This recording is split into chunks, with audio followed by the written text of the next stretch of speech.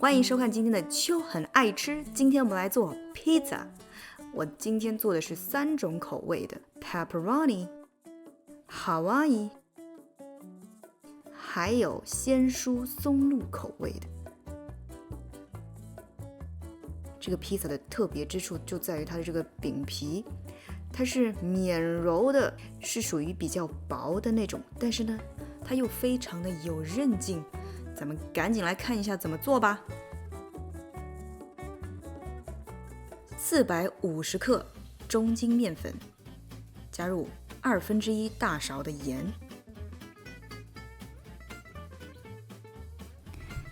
接下来我们需要330克的室温水，加入1/2大勺的橄榄油，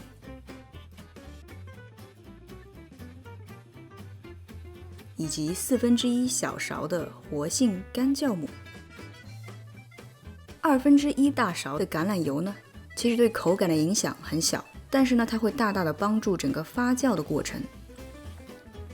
我们把盐和面粉混合一下，然后呢，把酵母水倒进去，充分的去搅拌它，把它搅拌到底部没有干粉就可以了。这个面团的软硬程度呢，应该是跟我们上次做的小餐包是差不多的，就是一个中等偏软的程度。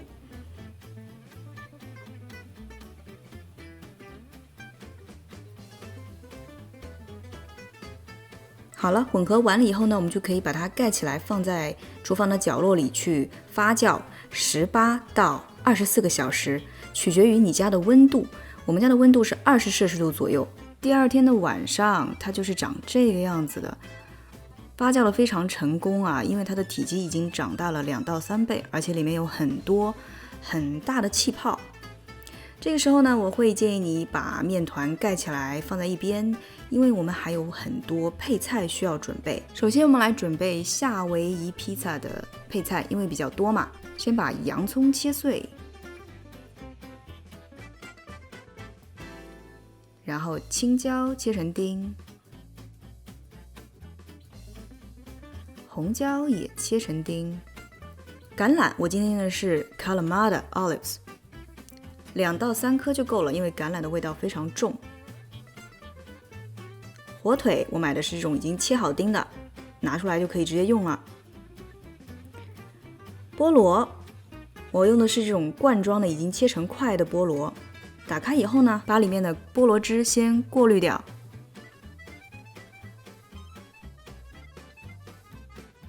然后里面的菠萝块其实可以直接用了，因为我今天切的其他配菜都比较小，所以呢，我把这个菠萝块又把它一切为2。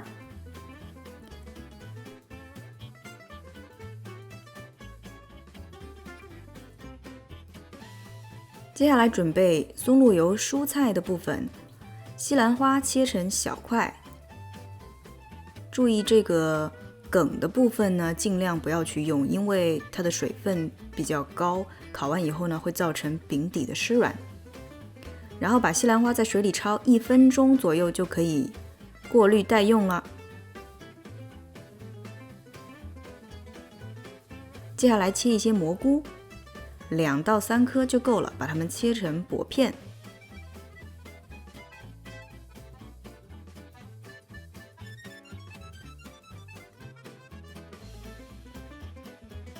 Pepperoni 其实不需要怎么准备，但是呢，我比较喜欢把它切成4块，这样子你一会儿不管是烤完了饼去切，还是吃的时候呢，都会比较方便。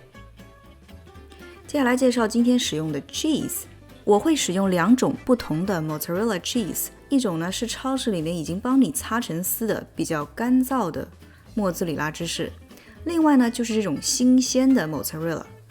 为什么要用2种呢？因为我们都知道新鲜的 mozzarella 味道会比较好，但是它也是含水量非常的高。如果你只用新鲜的呢，也是会造成饼底湿软的这个问题。所以呢，我会结合这2种。接下来呢是 ricotta cheese， 这种 cheese 呢用在白酱的披萨上面是特别好吃的，它的口感跟莫兹里拉芝士是截然相反的。它是比较粉粉绵绵的那种口感，莫兹里拉芝士呢烤完以后是非常的滑，然后有韧劲的，所以把这2种 cheese 放在一起，那个披萨的味道就会很好。接下来番茄酱的部分，我用的就是超市里面普通罐装的 tomato sauce 和 tomato paste， 按照1:1的比例把它们调在一起。为什么呢？因为 tomato sauce 也是含水量特别高，特别的湿，容易造成饼底的湿软。那 tomato paste 本身呢，又因为太干很难把它涂均匀，所以呢，我会把这2者配在一起，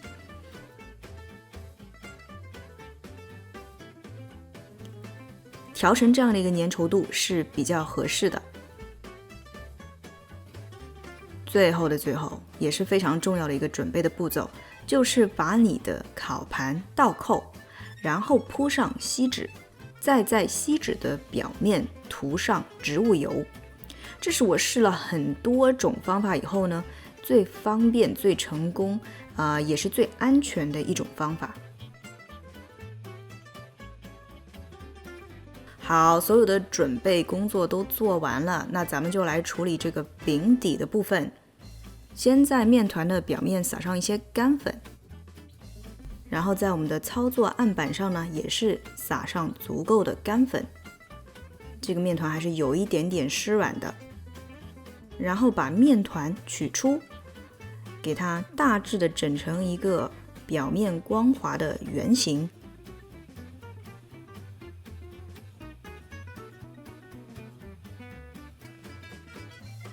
然后呢，我们把它切成3份。我今天给的面粉的量呢，就是正好可以做3个披萨。忘了说了，我用的烤盘的大小呢是13×9寸的。然后呢，我们把这3个小面团都处理成表面比较光滑的圆形。你一边处理一边就发现它会有非常大的气泡形成，说明它的发酵是非常到位的。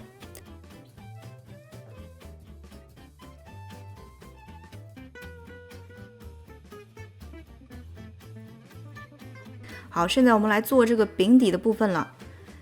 我们都知道啊，这个披萨的饼底是不可以用擀面杖的，因为这样它会破坏那个大气泡的结构。所以呢，我们就要利用重力的原理。你可以拎住这个饼的边缘，让它慢慢的形成一个扁扁的饼皮的形状。或者呢，最有效的我觉得就是用你的拳头去垫在这个饼皮的下面，让它剩余的部分去往下垂。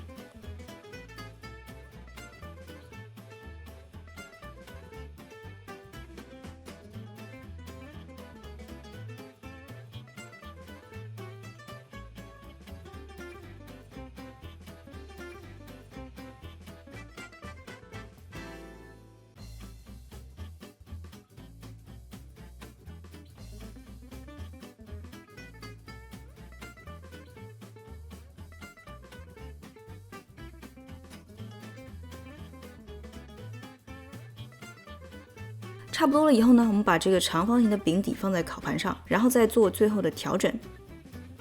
其实有一些不规则也没关系啊，你只要保证它的厚薄都比较均匀就可以了。然后呢，我们刷上这个刚才调好的番茄酱，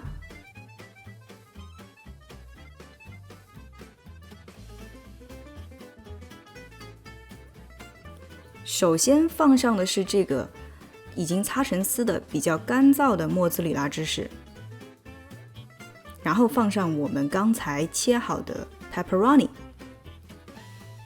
再在这个表面呢铺上撕成小块的新鲜的马苏里拉芝士，然后就可以放入预热550度，或者是你家可以预热的最高的温度的烤箱，烤6到10分钟左右，取决于你的烤箱的脾气。我会建议你在6分钟以后呢，就在旁边仔细的观察，到它这个饼皮的边缘开始焦黄的时候呢，就差不多啦。我们的 pepperoni 披萨已经烤完了，让我们赶紧来切一块吃吃看。哇，这个味道真的是太精彩了，太好吃了，好吃到我大脑一片空白，连镜头都虚焦了我都不知道。它这个饼底是比较薄，但是又充满了气泡，非常有韧性的。然后它这个 topping 的味道呢也是刚刚好。好的，现在我们来做夏威夷披萨，也是一款广受欢迎的披萨。同样的步骤，先刷上我们刚才调好的番茄酱，撒上这个已经擦成丝的比较干的马苏里拉芝士，然后呢撒上洋葱碎以及青红椒碎，再撒上火腿、菠萝块。哇，你看这个丰富的配菜啊！咱们自己做的好处是什么呢？就是量足，对不对？然后不要忘了再在表面撒上新鲜的马苏里拉芝士，然后还有橄榄。这个夏威夷披萨的表面因为放的东西比较多，所以它可能烤的时间会稍微长一点。同样的550度烤6分钟以后呢，在烤箱边密切的观察，烤完以后它就是这个样子的。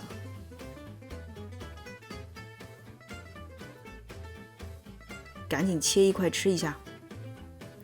这个夏威夷披萨的口味啊，非常的丰富，因为里面有这个带一点苦味的青红椒，以及非常甜的凤梨块，再配上这个拉丝的芝士，真的相当美味呢。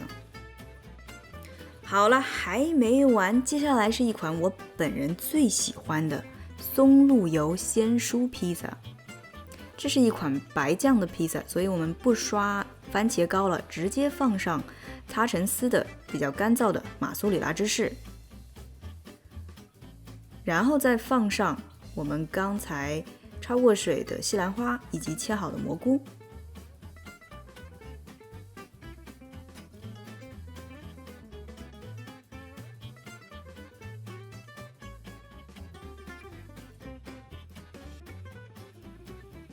再放上一点点的蒜末，然后呢放上撕成小块的新鲜的马苏里拉芝士，但是呢要留一些空间，因为我们还要放我们的 ricotta cheese。